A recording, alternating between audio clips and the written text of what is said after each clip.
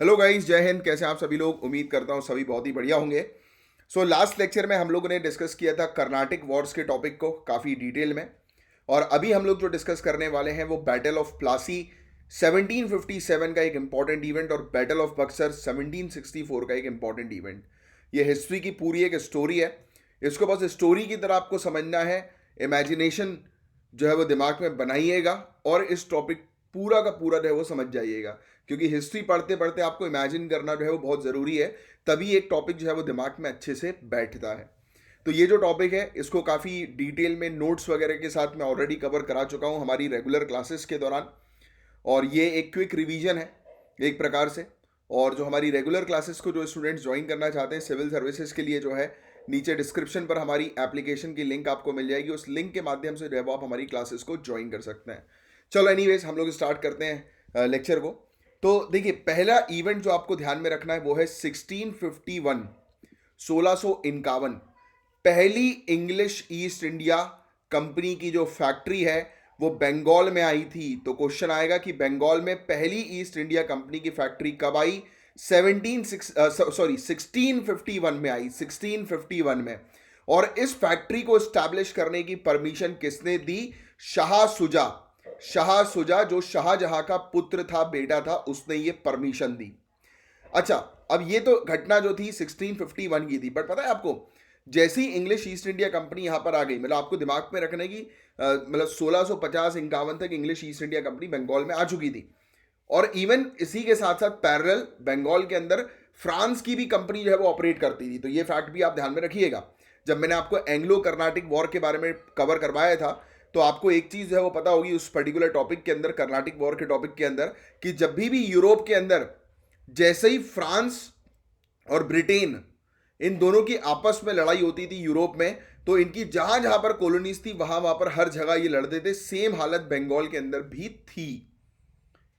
Clear? अब सुनो, एक ऐसा समय आता है 1651 में, जैसे ही आए इन्होंने हुगली में तो अपना जो है वो पहली फैक्ट्री स्टैब्लिश करी।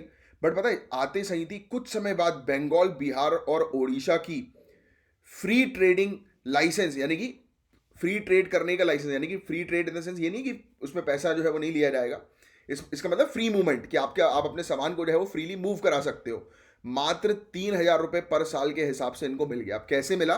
तो एक डॉक्टर हम लोग को देखने को मिलता है, डॉक्टर बॉटन करके एक डॉक्टर था जिसने शाहजहां की बेटी जहांनारा बेगम इसको ठीक किया था। क्योंकि इसकी शाहजहां की जो पुत्री थी, बेटी जो थी, इसके कपड़े में आग लग गई थी और बेटी जल गई थी। तो उस बर्न को जो है वो ठीक किया था इस डॉक्टर ने।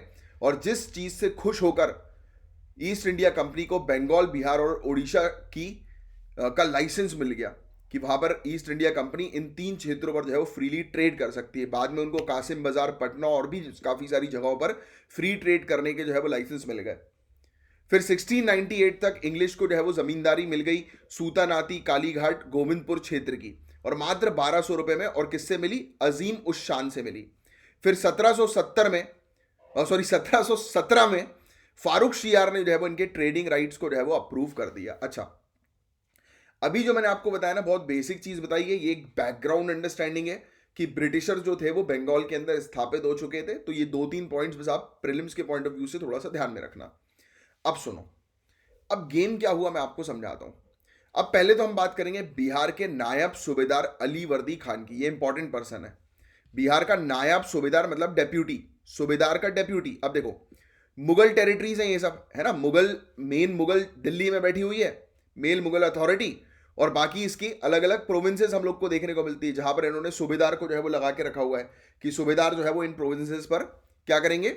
गवर्न जो है वो करेंगे। सूबेदार जो है वो इन प्रोविंसेस को जो है वो रूल करेंगे, राइट।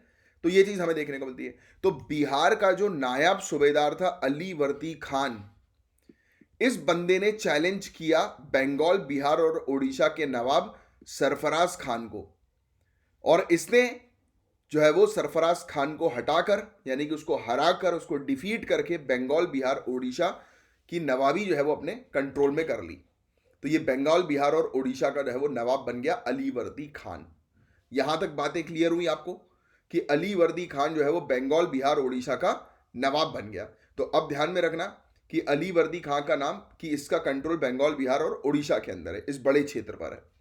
अब सुनो, अली वर्दी खान जो है उसके लिए सबसे बड़ी दिक्कत थी मराठास, क्योंकि मराठा इस समय एक्सपेंशन कर रहे थे, मराठा जो है वो कंट्रोल कर रहे थे बहुत सारे एरियाज को। तो लगातार अली वर्दी खान, बताया जाता है कि उसने अपने इनिशियल 15 सालों तक जो है वो लगातार लड़ाई लड़ी थी मराठा उसको रोकने के लिए। फिर हुआ ये, अब मैं आपको समझाता हूं। अब देखो, मराठा का डर जो था वो ना ही सिर्फ अली वर्दी खान को था, बल्कि ईस्ट इंडिया कंपनी को भी था, कि मराठा जो है वो अगर बाई चांस बंगाल, बिहार, उड़ीसा में घुसते हैं तो ईस्ट इंडिया कंपनी की जो फैक्ट्रीज हैं उनको भी जो है ये कब्जे में कर लेंगे। तो ईस्ट इंडिया कंपनी को डर था, और उस डर के कारण ईस्ट इंडिया कंपनी ने जो है वो अपने फोर्ट विलियम पर तोप लगा दिए, फोर्ट विलियम्स की दीवारों पर तोप लगा दिए, और फोर्टिफिकेशन करना शुरू कर दिया, किलाबंदी करना शुरू करी। इस समय जैसे ही अली वर्दी खां को पता लगा कि यार ये ईस्ट इंडिया कंपनी कर क्या रही है यार, तोप वोप लगा दिया इसने। अच्छा, एक मैसेज और मिल गया अली वर्दी खान को कर्नाटिक वॉर से रिलेटेड। अब देखो, कर्नाटिक वॉर में जो है वो क्या हुआ था, आपको ऑलरेडी पता है, उसकी एक आइडिया मैंने आपको ऑलरेडी बता दिया है कि किस प्रकार से पॉलिटिकल इंटरफेरेंस करके फ्रांस ने जो है वो पहले हैदराबाद और कर्नाटक को अपने कंट्रोल में कर लिया, फिर बाद में जाकर इंग्लिश ने जो है वो कर्नाटक को पहले अपने कंट्रोल में किया, फिर बाद में जाकर हैदराबाद को। तो जैसे ही ये खबर इसको मिली अली वर्दी खां को, इसको लगा यार साला ये लोग मेरी टेरिटरी में कहीं कब्जा ना कर लें, क्योंकि ये मैसेज जैसे ही पहुंचा राजा के पास कि यार ईस्ट इंडिया कंपनी जो है वो कब्जा कर रही है टेरिटरी में, और फिर एक तरफ ये मैसेज आया, दूसरी तरफ इसने देखा कि अरे ये तो दीवारों पर जो है वो तोप लगा रहे हैं, तो कहीं अटैक करने के मूड में तो नहीं है। तो अली वर्दी खां का हो गया दिमाग खराब। अच्छा, इनिशियली तो अली वर्दी खान ने जो है वो इंग्लिश ईस्ट इंडिया कंपनी को के सर्वेंट्स को लेटर भेजा कि भाई ये तोप वो हटाओ, निकालो इसको, क्योंकि एकदम से भगाने किसी को सही नहीं होता ना भाई। देखो, एग्जाम्पल के तौर पर जब आप एक डीएम बनोगे, राइट, तो उस पर्टिकुलर पीरियड ऑफ टाइम पर जैसे आपके ऑफिस में कोई अगर व्यक्ति अगर गड़बड़ी कर रहा है, तो आप पहले उसको वार्निंग दोगे कि भाई देख सुन, ऐसा ना कर, और फिर भी जब वो नहीं मानता तो ऑब्वियस सी बात है उसको निकाल दोगे आप। In general life also, right, और अब आपको ऐसा बनना ही है। या देखो क्या होता है कि कोई भी लड़ाई जो है ना एकदम से नहीं करनी है भाई। अगर किसी कोई आपके साथ अगर गलत कर रहा है, बुरा कर रहा है, तो पहले उसको समझा दो कि भाई ये चीज़ मत करो यार। जैसे मैं अपना एक केस बताता हूँ। मेरे घर के सामने रोज कोई ना कोई मेरी पार्किंग लॉट पर रोज गाड़ी लगा देता था। अब मैं रात में 1 बजे 2 बजे जब आता था तो मेरा दिमाग खराब हो जाता था कि मैंने कहा यार साला जब आऊँ मैं तब, क्योंकि मैं लेट नाइट आता था। अब देखो, अब ऑब्वियस सी बात है कि काफ़ी सारे लोग की गलती भी नहीं होती, वो देखते खाली स्पेस है चलो लगा देते हैं। बट क्या हो गया कि ये रूटीन बन गया था कुछ लोगों का कि ये लगातार उस स्पेस पर, और उनको मैंने 2 एक बार मना भी किया, वो माने नहीं। फिर मैंने क्या करना शुरू किया कि रात में, क्योंकि मैं 1 2 बजे आता था पहले, आजकल थोड़ा जल्दी आ जाता हूँ, कि रात में जैसे ही आता था मैं फुल साउंड कर देता था म्यूजिक का, फुल साउंड, कि जिससे कि लोगों को पता लगे कि मैं आ गया हूँ। और आप देखो, रात में 2 बजे 2:30 बजे कोई आ रहा है, म्यूजिक फुल साउंड है, तो उनको ये लग रहा है कि अरे ये तो बर्बाद आदमी, शराबी आदमी आ रहा है, कहीं हमारी गाड़ी ना ठोक दे, गुस्सा उस्सा ना कर दे। क्योंकि 1 2 बार मैंने ऐसे ही निकाल के बोला किसकी गाड़ी है ये, ऐसे करके तेज चिल्लाया था, तो नेक्स्ट डे से वो जगह खाली। देखो क्या होता है, sometimes you have to do पागलपंती ऑल्सो, राइट, क्योंकि प्यार से अब किसी को समझाओ कोई समझता नहीं है तो पागलपंती। अब इन लोग को लगने लगा कि मैं शराबी हूँ। अब भाई लगने लगे तो लगने लगे, मुझे उससे फ़र्क नहीं पड़ता, मुझे अपने इंटरेस्ट को फुलफिल करना था। क्योंकि देखो ये चीज़ हमेशा याद रखना, आप लोग को अपने इंटरेस्ट को फुलफिल करने पर काम करना है। हम लोग साला सोसाइटी के चक्कर में मर जाते हैं कि कौन क्या सोचेगा, कौन क्या बोलेगा। आप अपना काम कर रहे हो ईमानदारी से, सही तरीके से अपने अचीवमेंट्स हासिल कर रहे हो, तो फॉरगेट अबाउट द सोसाइटी। क्योंकि आप अच्छा करोगे तो साले ये बोलेंगे, बुरा करोगे तो बोलेंगे। आप अपने इंटरेस्ट को फुलफिल करो। अब मेरा इंटरेस्ट भाई, मुझे फर्क नहीं पड़ रहा कि तुम लोग मुझे शराबी बोले या जो भी बोलो, I don't care about anything, but at least मेरा तो काम हो गया ना। कभी भी जाता हूँ मैं, वो जगह मेरी खाली पड़ी हुई रहती है, राइट, जस्ट बिकॉज कि उनको समझ में आ गया कि यार ये सन की किस्म का आदमी है। और सन की रहो सोसाइटी से, जितने सन की रहोगे ना उतने मैस से दूर रहोगे। अपने इंटरेस्ट को फुलफिल, जैसे बोलते हैं ना कि जो अमीर आदमी होता है वो बड़ा खड़ूस होता है, ये क्यों बोलते हैं? बिकॉज अमीर आदमी अपना टाइम वेस्ट नहीं करता है, और कॉमन मैन अपना टाइम वेस्ट करने के पीछे पड़ा रहता है। तो you have to be very much, आप कह सकते हो कि सेल्फ सेंटर्ड, क्योंकि you have to achieve your goals यार। और अगर आपको कोई बोल रहा है ना तू सेल्फिश है, तू सेल्फ सेंटर है, भाई मैं हूं, मैं अपना सोचता हूं, ठीक है, अपना सोचता हूं, अपनी चीजें फुलफिल करता हूं। जब मैं अपनी चीजें फुलफिल करूंगा तभी मैं दूसरों को खुश रख पाऊंगा, तभी आप पढ़ाई कर पाओगे। जब अपने बारे में दूसरों के बारे में सोचोगे तो समाज सेवा ही करते रहोगे, दूसरे दोस्तों की मदद करते रह जाओगे, पढ़ाई लिखाई का टाइम नहीं रहेगा। चलो आओ आगे बढ़ते हैं। तो मैं आपको क्या समझा रहा था कि अली वर्दी खान ने जैसे ही देखा कि ये लोग साले बिल्डिंग में तोप लगा रहे, इसने उनको लेटर भेजा। उन लोग ने रिस्पॉन्स नहीं किया। अली वर्दी खान का दिमाग खराब, बोलते साले रुको बताता हूँ। अली वर्दी खान ने बोला कि निकालता हूँ मैं इन लोग को, रोको। फिर हुआ ये, अब देखो, अब इसने सोच तो लिया था कि मैं निकालूंगा, और ये निकालने के लिए प्लानिंग भी करने लगा अली वर्दी खान। बट अनफॉर्चुनेटली इसकी एक डिजीज के कारण जो है वो मौत हो जाती है, जिस डिजीज को बोलते हैं ड्रॉपसी। 1756 में अली वर्दी खान मर जाता है ड्रॉपसी के कारण, ड्रॉपसी। और अली वर्दी खान का एक दामाद हम लोग को देखने को मिलता है सिराजुद्दौला, वो नया नवाब बन जाता है। सिराजुद्दौला न्यू नवाब जो है वो बन गया। अब सिराजुद्दौला के पास चैलेंजेस थे, एक तो ईस्ट इंडिया कंपनी का चैलेंज, एक मराठा का भी चैलेंज ले लो आप, एक नवाब शौकत जंग। अब बोलोगे ये नवाब शौकत जंग जो है वो कौन है? कुछ नहीं है, साइड की टेरिटरी का एक राजा है। जैसे होता है ना कि आपस में आसपास की जो टेरिटरीज होती हैं उसके राजा कैप्चर करने की कोशिश करते हैं, तो वो है। और एक घसीटिया बेगम हम लोग को देखने को मिलती है। तो ये घसीटिया बेगम जो है ये बेसिकली सिराजुद्दौला, मतलब ये जो चाहती थी, यानी कि इनकी फैमिली मेंबर है, ये चाहती थी कि इनकी बेटी का जो पुत्र है, इनकी बहन का जो पुत्र है वो गद्दी पर बैठे, ना कि सिराजुद्दौला। बट हालांकि सिराजुद्दौला को इन सब चीज़ों से कोई टेंशन थी नहीं ज़्यादा, यानी कि इंटरनल अफेयर से, बिकॉज उसको पता था कि उसको अपने गोल्स जो है वो अचीव करना है। उसके लिए मेन प्रॉब्लम थी ईस्ट इंडिया कंपनी। अब हुआ ये, अली वर्दी खां का प्लान था कि ईस्ट इंडिया कंपनी को यहां से निकालना है, बंगाल, बिहार, उड़ीसा से निकालना है। उस प्लान को पूरा किया किसने? सिराजुद्दौला ने, यानी कि पहला फेज पूरा किया। सिराजुद्दौला ने भी सेम एक चीज जो है वो करी थी कि सिराजुद्दौला जो है वो गया और जाकर इसने जो है वो ये कर दिया, क्या बोलते हैं, पहले लेटर लिखा, पहले उनसे अपील करी कि भाई चुपचाप यहां से जो है वो चले जाओ। वहां से रिप्लाई आता है कि काय को चले जाओ, तेरा बाप का राज चलता है क्या? हमें ट्रेडिंग राइट्स तुम्हारे मुगल सम्राट ने दिए, जा उससे बात कर। इसने बोला कि देख रहे हो कैसी गंदी गंदी बातें कर रहा है ये आदमी। सिराजुद्दौला का दिमाग खराब हो गया, भाई सिराजुद्दौला एक नवाब है, तुम उसको जो है वो लेटर में गालियां लिख रहे हो। वो तुम्हारे पास ऑर्डर भेज रहा है कि भाई यहाँ पे खाली करो या अपनी तोपे यहां से निकाल लो, और तुम उसको पलट के गालियां लिख रहे हो। तब स्थिति हुई गंभीर। सिराजुद्दौला ने बोला कि बहुत हुआ सम्मान तुम्हारी ऐसी की तैसी। 1756 का पीरियड था, सिराजुद्दौला ने जाकर फोर्ट विलियम्स पर अटैक कर दिया। जैसे ही अटैक किया तो कंपनीज के ऑफिशियल जो है उन्होंने भागना शुरू कर दिया, दौड़ लगा दी, क्योंकि ये पूरी अपनी फोर्स लेकर आ गया। और सिराजुद्दौला ने मानिक चंद करके एक आदमी को कलकत्ता की गद्दी दी और बोला कलकत्ता संभाल, और सिराजुद्दौला मुर्शिदाबाद वापस चला गया। अच्छा, ये पूरा जो इवेंट था इसमें एक और इवेंट होता है, ब्लैक होल ट्रेजेडी। अब ब्लैक होल ट्रेजेडी क्या है वो मैं आपको बताता हूं। ब्लैक होल ट्रेजेडी में जब यहां पर फोर्ट विलियम्स पर अटैक किया तो ऑब्वियस बात है कि सभी लोग तो भाग नहीं गए थे, कुछ लोग अंदर फंस गए थे। तो जो ब्रिटिशर्स अंदर फंसे थे, इसमें बच्चे भी थे, इसमें महिला भी थी, तो इन लोगों को जो है वो बंदी बना लिया गया। और बंदी बनाकर सिराजुद्दौला के एक ऑफिशियल ने जो है वो इनको छोटे से रूम में बंद कर दिया। छोटे से रूम में 146 कुछ लोग थे, उनमें से मात्र 23 लोग ही जो है वो जिंदा बाहर निकल के आए। 23 या 24 ऐसे लोग जो है वो जिंदा बाहर निकल कर आए। सोचो आप, बहुत सारे लोग मारे गए। ब्रिटिशर्स ने सोचा कि इस गलती का जो है वो बदला बहुत बुरी तरह से लिया जाए, मतलब ब्रिटिशर्स ने एक अपॉर्चुनिटी ले ली। अब देखो क्या था, अब ब्रिटिशर्स के पास मौका मिल गया। कैसा मौका मिल गया ब्रिटिशर्स के पास?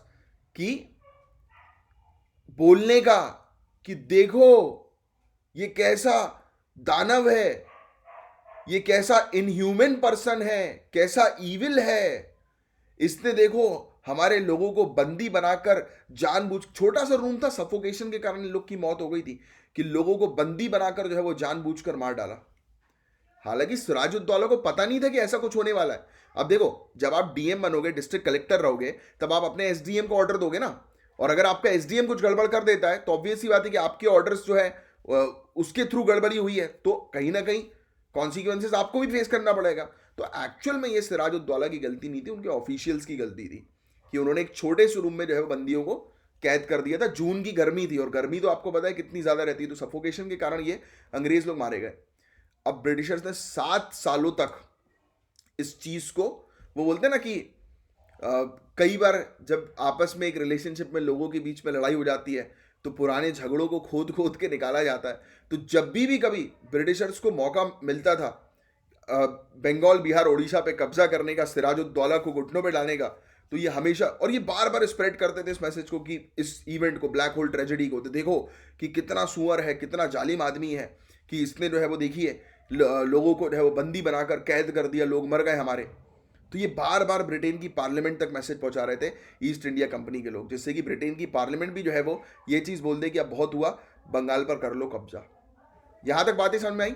अब सुनो, अब गेम शुरू होता है बैटल ऑफ प्लासी का 1757। अभी तक हमने जो है वो क्या देखा था कि सिराजुद्दौला ने जो है वो भगा दिया, सिराजुद्दौला ने जो है वो भगा दिया किन लोगों को? कंपनी के ऑफिशियल्स को, राइट, भगा दिया सिराजुद्दौला ने। जितने भी लोग थे फोर्ट विलियम से, उससे भाग गए। अच्छा, अब मैंने आपको कर्नाटिक वॉर पढ़ाया हुआ है। कर्नाटिक वॉर में आपको पता है कि मेन जो बंदा था, जो सेकंड एंग्लो कर्नाटिक वॉर में जो है वो सामने आया, वो रॉबर्ट क्लाइव था। याद करो, रॉबर्ट क्लाइव जो है उसका उदय होता है, उसका राइज होता है।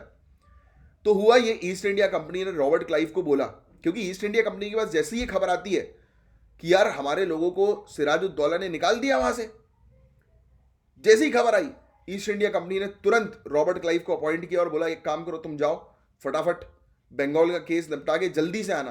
क्योंकि जल्दी से आना इसलिए बोला क्योंकि इन लोगों को मद्रास में जो है वो फोर्स की आवश्यकता थी। तो ये रॉबर्ट क्लाइव जो है वो अपने साथ सैनिकों को लेकर गया और कलकत्ता पहुंच गया। कलकत्ता पहुंचने पर सबसे पहली चीज उसने ये करी, मानिक चंद याद है कौन था?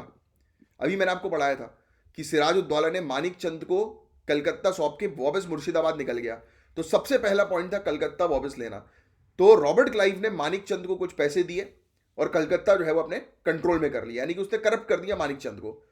अब रॉबर्ट क्लाइव ने देखा कि अरे इसका खास बंदा पैसा लेके इसके अगेंस्ट चला गया, तो उसका दिमाग में खुरापती चलने लगी। रॉबर्ट क्लाइव के वैसे ही बहुत दिमाग वाला व्यक्ति था, खुरापती ये चलने लगी कि यार ये मानिक चंद को मैंने पैसे दिए, इसने मुझे कलकत्ता दे दिया।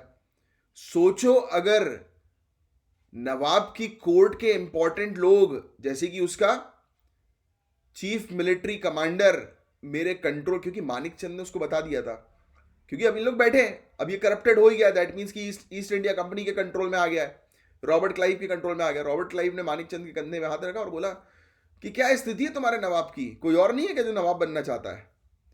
इसने बताया मीर जाफर है, उसके अंदर बड़ा चूल है नवाब बनने का, पावर का बड़ा चूल है। तो हुआ ये कि रॉबर्ट क्लाइव का दिमाग चलने लगा कि कुछ भी करके सिराजुद्दौला को हटाना है, क्योंकि ये सिराजुद्दौला अगर यहां पर रहेगा तो इंग्लिश ईस्ट इंडिया कंपनी यहां पर रूल नहीं कर पाएगी। तो इसने सबसे पहले जो है वो दिमाग लगाया और दिमाग लगाकर सिराजुद्दौला के कुछ खास लोग उनको अपने साइड कर लिया, जैसे कि मीर जाफर, और ये कहा कि मीर जाफर अगला नवाब बनेगा। आमीन चंद, जगत सेठ, राय दुर्लभ, ये नाम याद रखना, प्रीलिम्स में आता है। तो इन लोगों को रॉबर्ट क्लाइव ने अपने साथ कर लिया। ये वो लोग हैं जो सिराजुद्दौला की गैंग के हैं, इन लोगों को रॉबर्ट क्लाइव ने अपने साइड कर लिया।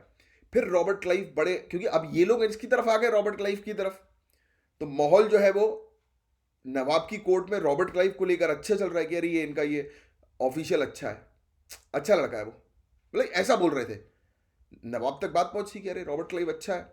हाँ, क्योंकि देखो नवाब का, सिराजुद्दौला का नवाब का क्या इशू था? मेन इशू ये था कि भाई तुम अपनी तोप वोप यहां से हटा लो और हमें गाली वाली मत बको। क्योंकि जब सिराजुद्दौला को गालियां पड़ी, याद है ना मैंने आपको बताया था कैसी गंदी गंदी बातें कर रहा है, राइट? तो सिराजुद्दौला को जब गालियां पड़ी इसके ऑर्डर्स पर, तब सिराजुद्दौला का मूड ऑफ हुआ और वो जाकर अटैक किया उसने।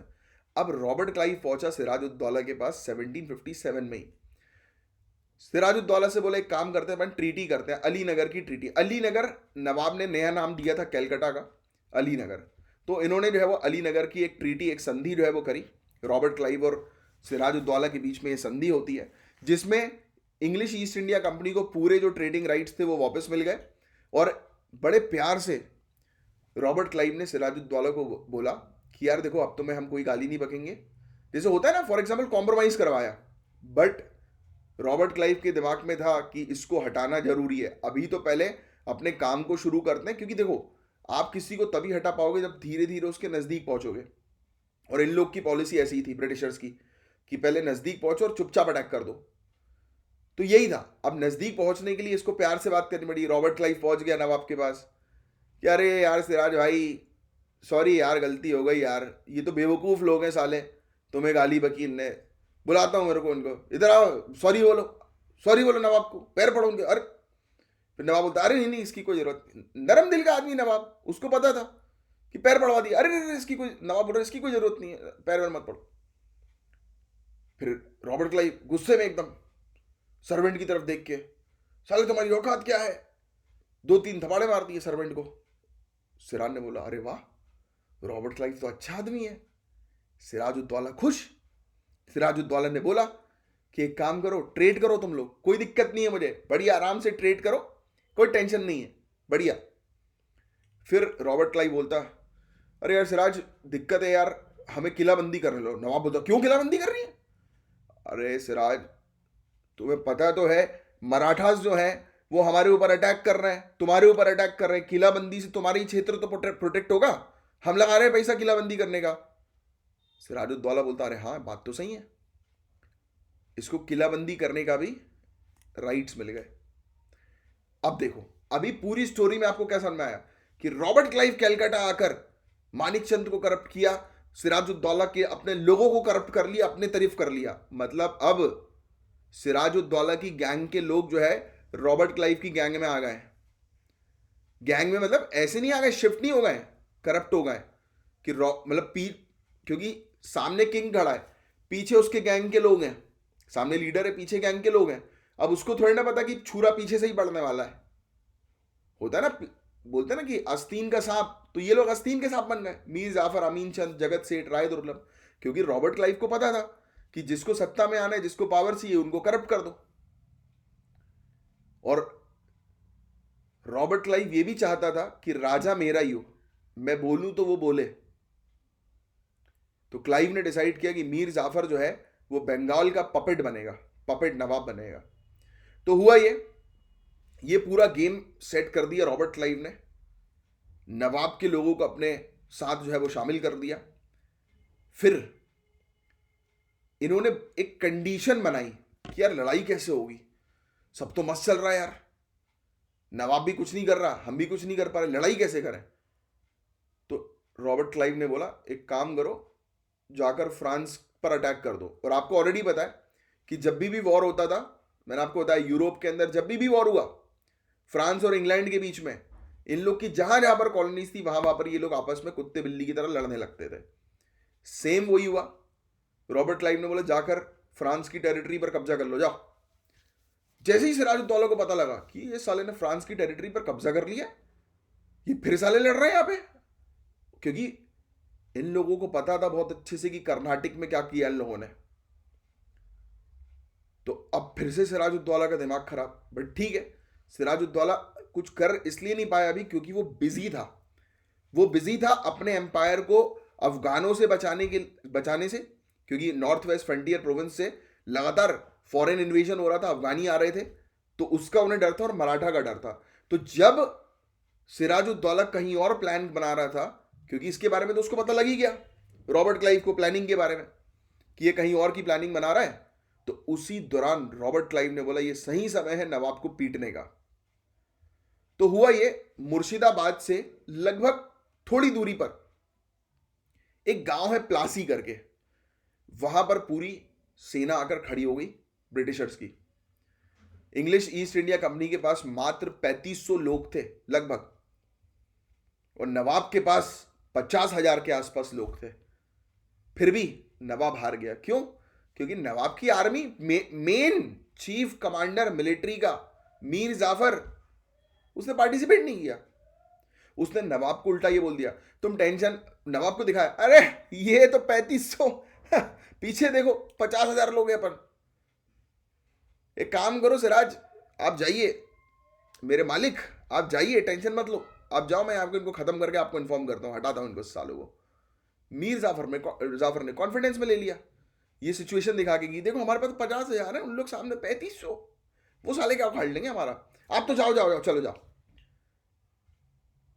सिराज बेचारा मान के 2000 घोड़ों को लेकर निकल पड़ा मुर्शिदाबाद। रास्ते में उसको घोड़े से उतारा और उसकी मौत, मार दिया उसको। सोचो आप कि दुनिया धोखा देकर अक्लमंद हो गई और हम भरोसा करके गुनहगार हो गए। फिर से रिपीट करता हूं, दुनिया धोखा देकर अक्लमंद हो गई और हम भरोसा करके गुनहगार हो गए। तो ये सिराजुद्दौला की मौत की कहानी, कि उसको मीर जाफर ने बोला कि टेंशन नहीं लेने का, जाओ जाओ जाओ। बेचारा ट्रस्ट करके निकल गया, रास्ते में उड़ा दिया इसको। So this was the game of battle of Plassey. Clear हुआ? बैटल ऑफ प्लासी 1757, पूरा बैकग्राउंड ए टू जेड।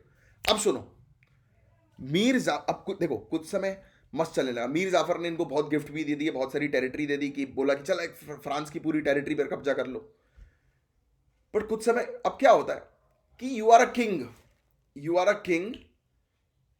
अब इमेजिन करो वो सिचुएशन कि आप एक किंग हो और ब्रिटिश के सर्वेंट्स, मेन भी नहीं, गवर्नर भी नहीं, सर्वेंट, वो बाहर से आकर जो है वो बोल रहे हैं कि ये इधर आ बाहर, राजा को बोल रहे हैं ये इधर आ, ला पैसा दे।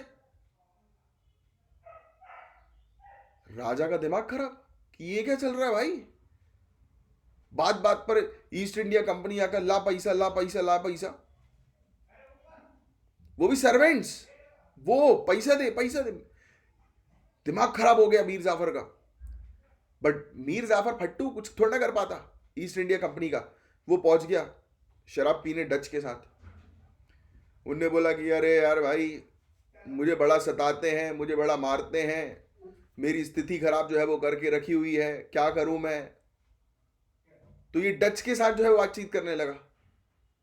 डच, अब देखो ऑब्वियस ही बात है, ये सब यूरोपियन कंपनीज है, ये अपनी मोनोपोली जमाना चाहती है यहां पर, कि जिसकी मोनोपोली होगी उसके ट्रेड होंगे और उसका ट्रेड होगा तो उसका प्रॉफिट होगा। तो डच को ये मौका मिल गया कि मीर जाफर, क्योंकि मीर जाफर ने उसको बोला डच को, अरे तुम, मैं मिलिट्री कमांडर रह चुका हूं भाई, मेरे पास सैनिक है। डच कॉन्फिडेंस में कि चलो ठीक है।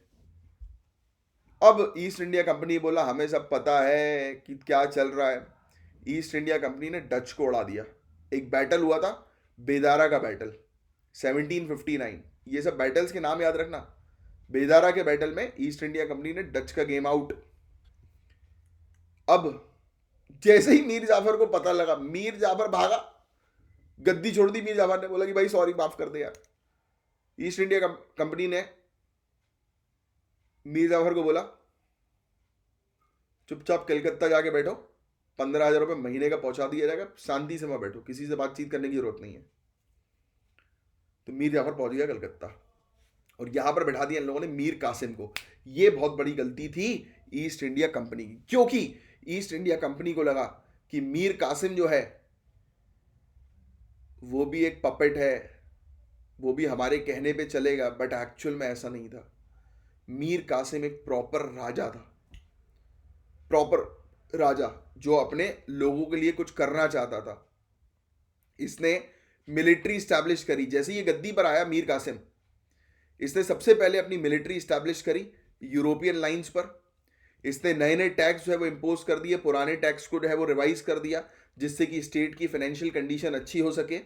इसने इवन मुंगेर के अंदर जो तोप होती है ना, तोप बनाने की फैक्ट्री खोल दी मुंगेर में। तो काम इसने अच्छा किया, लोगों के लिए काम ये करना चाहता था। अब हो ये रहा था कि जब ये पावर में आया था तब उस समय इसने ईस्ट इंडिया कंपनी के साथ एक ट्रीटी करी थी। इस ट्रीटी के अनुसार यह कहा गया था कि मीर कासिम जो है बुर्दवान, मिदनापुर, चित्तागोंग डिस्ट्रिक्ट कंपनी को देगा।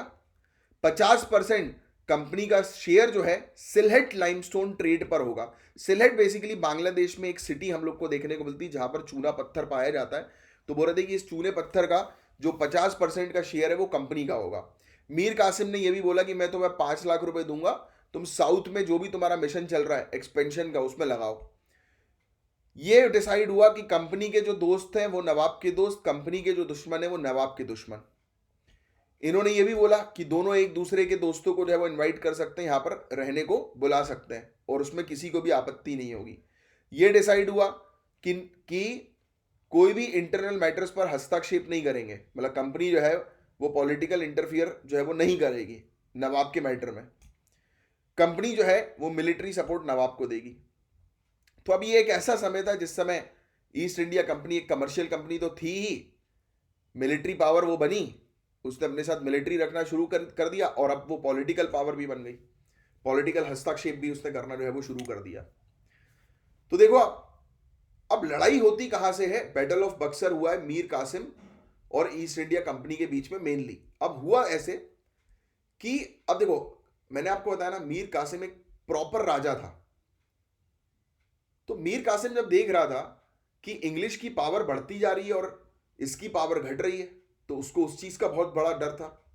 ये देख रहा था ईस्ट इंडिया कंपनी के लोग करप्टेड है। कैसे करप्ट था देखो यार, ईस्ट इंडिया कंपनी को ट्रेडिंग राइट्स मिले हुए थे कि आप जो है वो अपने सामान को एक जगह से दूसरी जगह ले जा सकते हो, उस पर आपको टैक्स नहीं देना पड़ेगा। ये कंपनी को मिला था, बट कंपनी के जो एम्प्लॉय जो थे वो अपने प्राइवेट सामान को भी ऐसे ले जाने लगे, मतलब अपना खुद का, मतलब भाई देखो एग्जाम्पल के तौर पर आप जब डिस्ट्रिक्ट कलेक्टर बनोगे या आईपीएस बनते हो, आईएएस बनते हो, तो आपको जो सरकारी सेवा मिलेंगी तो वो आपके लिए है। But sometimes officers misuse their basically perks, जो उनको पर्क्स मिलता है उसका वो मिसयूज करते हैं। वो अपने फैमिली मेंबर्स को लाने ले जाने के लिए भी सरकारी गाड़ियों का उपयोग करते हैं, वो तो होता ही है, नॉर्मल सी बात है। बट वो गलत है एक प्रकार से अगर देखा जाए तो, कि वो आप जो है वो प्राइवेट काम में भी सरकारी चीज़ों का जो है वो इस्तेमाल कर रहे हो। तो सेम चीज़ था, जो कंपनी जो थी उसके जो एम्प्लॉयज थे, तो वो जो भी प्राइवेट ट्रेड करते थे उसमें भी जो है वो पैसा नहीं देते थे, टैक्सेस नहीं देते थे। अच्छा ये तो ठीक था, एक और चीज़ हुई। अब इन लोग आते जाते रहते थे, कौन लोग, ईस्ट इंडिया कंपनी के ऑफिशियल्स, इनको टैक्स नहीं देना पड़ता था ट्रेड को, यानी कि सामान को एक जगह से दूसरी जगह ले जाने में। इन्होंने कांटेक्ट किया इंडियन से। अब एक इंडियन है, उसको अपना सामान जो है एक जगह से दूसरी जगह ले जाना है। अब एग्जाम्पल के तौर पर उसको टैक्स 50 रुपये देना पड़ता है, तो इसने क्या डील कर ली इंग्लिश के साथ, तो मैं तुम्हें 30 रुपये मैं तुम्हें दे दूंगा, मेरा सामान फ्री में ले जाओ, क्योंकि उसको तो 20 रुपये का फायदा हो रहा है ना इंडियन को। तो ये सब चीजें होने लगी। अब ऐसे अगर करप्शन होगा तो क्या स्टेट के पास टैक्स पहुंचेगा? अब स्टेट के लिए तो, यानी कि एक राज्य के लिए तो टैक्स जो होता है वो उसका रेवेन्यू होता है, वो उसकी आय होती है, इनकम होती है। अब यहां तो घोटाला चल रहा था, तो उससे ये परेशान था मीर कासिम। लगातार ट्रीटी का उल्लंघन किया जा रहा था, जो इसने ट्रीटी जो है वो बनाई थी, if I am not wrong 1761 में ये ट्रीटी जो है वो हुई थी। तो मीर कासिम गया रोता हुआ अवध के नवाब के पास, भाई यार मजा नहीं आ रहा यार, इन लोग साले बड़ा दुखी करके रखा है, मुझे भी गालियां बकते हैं, मुझसे पैसा मांगने आ जाते हैं, एक तो कमाई हो नहीं रही है, हालत अलग जो है वो खराब है, हमारे यहाँ के किसान परेशान है इनके अत्याचारों से। फिर अवध ने बोला, नवाब, अवध के नवाब ने बोला कि अपन चलते हैं यार मुगल एम्परर के पास, अपने सम्राट के पास। सम्राट के पास गई, मीटिंग हुई इनकी। सम्राट ने बोला चलो निपटाओ इसको, ईस्ट इंडिया कंपनी को भगाओ सालों को। तो बैटल ऑफ बक्सर हो गया 1764। ये प्रॉपर बैटल था। जैसे बैटल ऑफ प्लासी को प्रॉपर बैटल नहीं कहा जाता, प्रॉपर लड़ाई नहीं थी वो, क्योंकि उस लड़ाई में एक्चुअल में वॉर हुआ ही नहीं था, हल्की फुल्की झड़प हुई थी बस, वॉर नहीं, बैटल नहीं, हल्का फुल्का झगड़ा था कुछ लोगों में, कुछ लॉयल लोगों में जो सिराजुद्दौला की तरफ से थे। बट यहां पर प्रॉपर वॉर था, प्रॉपर वॉर। इसमें ईस्ट इंडिया कंपनी जीत गई और ईस्ट इंडिया कंपनी ने सम्राट को हरा दिया, मुगल सम्राट को। मतलब दिल्ली के लिए क्लियर रास्ता था ईस्ट इंडिया कंपनी का। और बैटल ऑफ बक्सर के बाद 1764 बैटल ऑफ बक्सर के बाद ईस्ट इंडिया कंपनी जो है वो चरम सीमा पर, टॉप लेवल पर जो है वो पहुंच गई थी। So this is the whole topic of battle of Plassey and battle of Buxar. इस टॉपिक को मैंने काफ़ी डिटेल में जो है वो एक्सप्लेन किया हुआ है, ऑलरेडी नोट्स भी जो है वो इसके बनवाए हुए हैं। आप अगर प्रॉपर सिविल सर्विसेज की तैयारी करना चाहते हैं तो आप हमारी एप्लीकेशन को डाउनलोड कर लीजिए, नीचे डिस्क्रिप्शन पर उसकी लिंक आपको मिल जाएगी। हमारी ऑनलाइन ऑफलाइन दोनों क्लासेस हैं। ऑनलाइन के लिए तो मैंने एप्लीकेशन आपको बता दी, ऑफलाइन के लिए नीचे एड्रेस दिया हुआ है, भोपाल मध्य प्रदेश में हमारी ऑफलाइन क्लासेस चलती हैं, तो आप उसको ज्वाइन कर सकते हैं। और हमारी करंट अफेयर्स की भी का भी बैच है, तो उसको भी आप ज्वाइन कर सकते हैं। तो चलो बढ़िया, रेगुलरली फॉलो करो, सब्सक्राइब कर दो चैनल को। अच्छा लगा ये वीडियो तो लाइक का बटन किए बगैर मत जाइएगा, हिट किए बगैर। चलो अब मिलता हूँ नेक्स्ट लेक्चर में, तब तक के लिए bye bye, take care, have a great day ahead, जय हिंद।